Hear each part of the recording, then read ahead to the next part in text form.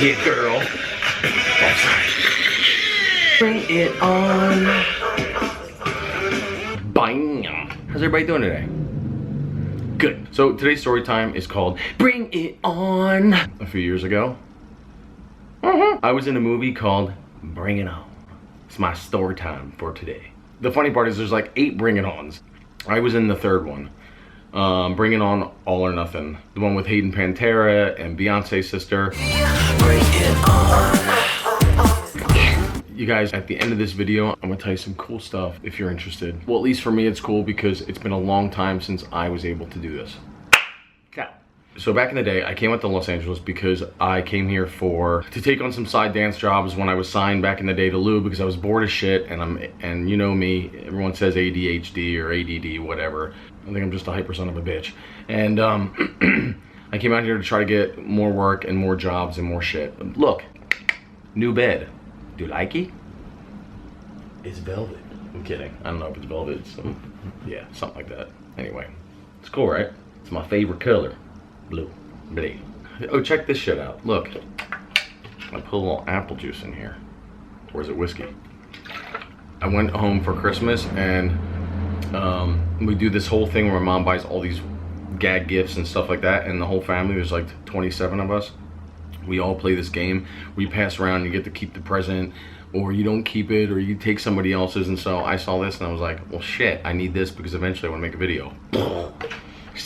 So anyway, so back in the day when I moved out to Los Angeles, one of my first jobs out in Los Angeles, I got an agent and they were like, yo, there's this movie coming up, it's called Bring It On. I was like, oh yeah, I know those movies. I'd never really seen them before, and I never was a cheerleader. And I was like, screw it, I'm gonna go out for the movie. So I go to the audition. I was a gymnast when I was younger, so that's why I would book jobs, because I could tumble and I could flip and do all this crazy shit, and that was my strength. I wasn't as good as dancer as I was a tumbler, so went to the audition and they're like, doing all this shit.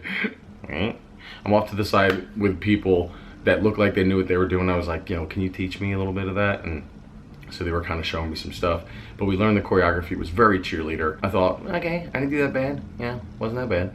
And so then they're like, who can tumble? And I'm like, and I start doing right back, cancer, back, cancer, back, cancer, back, flip. Here's a little video.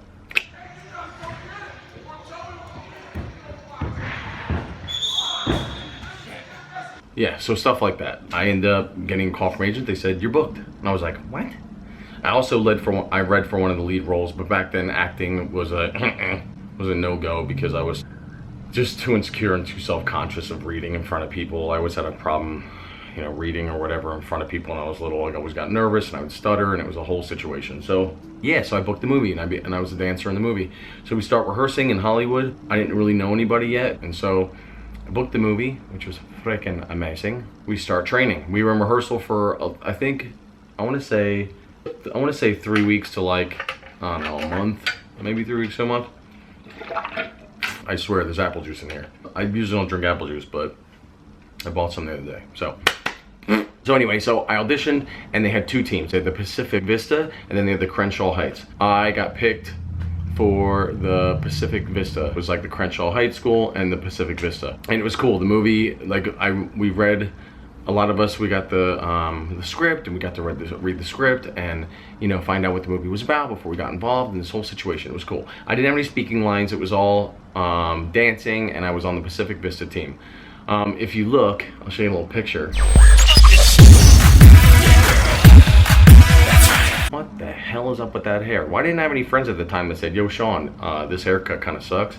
Looks like there's a bowl on top of your head. I don't know what the hell I look like. And at that time, it's when I was signed too, and I thought the hair was so damn cool because it was so long. I thought it was cool.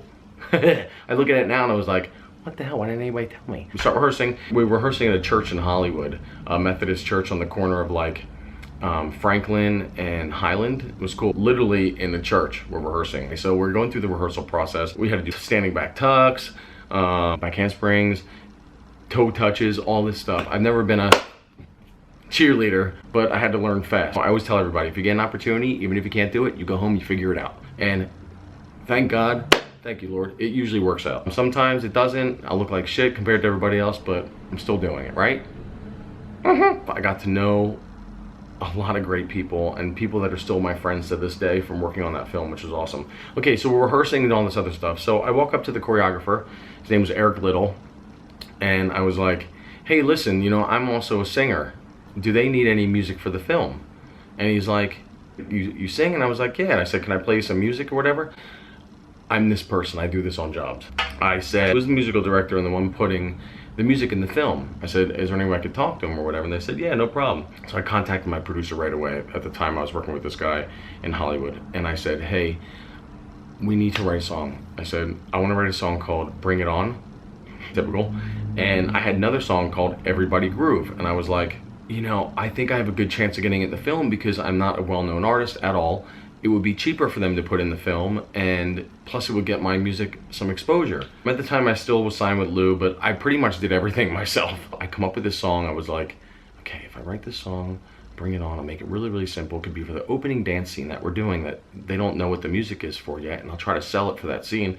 And then also when we perform and we do there was 2 competition pieces that we did in the movie or whatever, and I was like, maybe I could get one of them. And I was like, but my song doesn't sound cheerleader-esque, so maybe I gotta find somebody who edits music and makes it like cheerleading, you know, because it's all that's like wham, pow, it's like all these sounds in the song or whatever. None of my music had that in it. So I was like, I have an idea. So I contacted the choreographer of the movie. I said, who does your cheerleading music? I need this person because I want to try to really get a song in this movie. He's like, it's a great idea. He's like, I have this guy. So I contacted the guy. He remixed the music for me. It sounded so much cheerleader. It was freaking awesome. And then I wrote a song called Bring It On. So we're going through the process of rehearsing. Well, one day I said, I had the song done. I was like, hey, Eric, can we try the routine to this song that I did? And he's like, is this the song you're trying to push for the movie? I said, yeah, is there any way we could try it? And he's like, sure. So he didn't tell any of the dancers or any of the people. There was like 20-some people on our team and 20-some people on the Crenshaw Heights team. So we try it, and then afterward, Eric goes, hey, you guys, by the way, we just danced to Sean's music, and everyone's like, what? At the time, I thought it was good. I listened to it now, and I'm like, and I sent the video to the musical guy and the director, and they loved it. And they were like, Sean, we totally want to use this in the movie. And I was like, you're gotta be kidding me. So I'm gonna have at least one song in this movie. They ended up doing it. They ended up taking the song. And then I said, by the way, I wrote another song called Bring It On. I said, I think for the beginning scene when we're dancing at the prom, if you watch the movie, Bring It On, number 3, All or Nothing. So the song that I was joking around and sang in the beginning of this, that's the opening scene in the movie. It goes,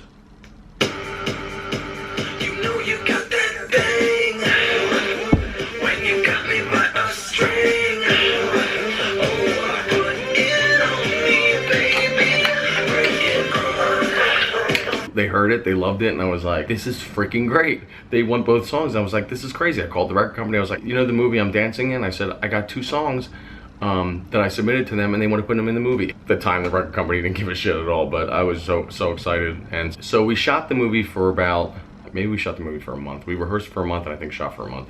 Anyway, I worked with Hayden Pantera. She is the lead. Solange Knowles, which is Beyonce's sister, which is awesome. It was her, I think it was her first movie, I want to say. See, the thing is about working with dancers and other dancers on movies and stuff, everybody acts like big kids. They really do. It was great.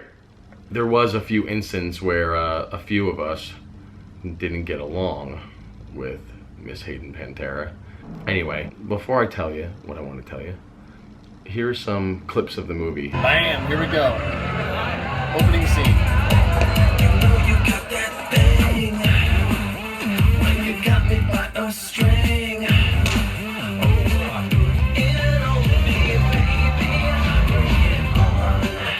At the end of the movie, we perform, and this is the song we perform to, and it's my song, Everybody Groove. Here we are. That blonde bolt cut with us. The beat is bumping.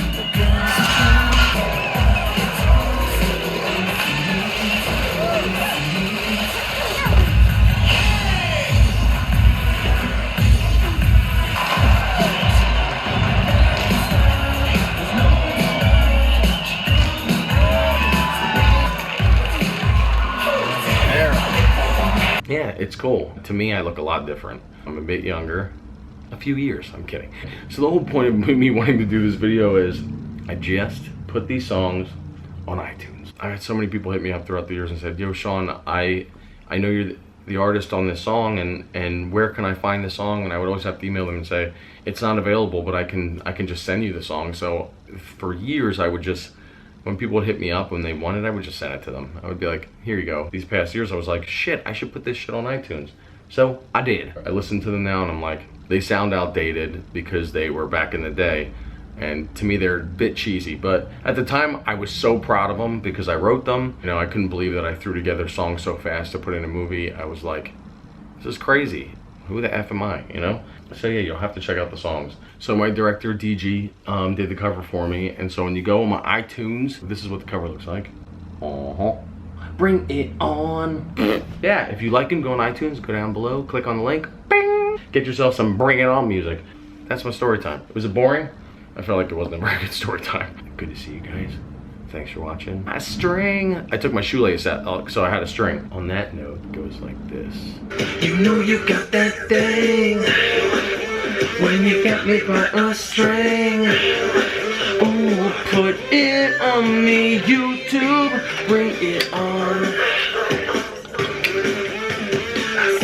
What do we say? Bring it on. We don't say bring it on, we say bang.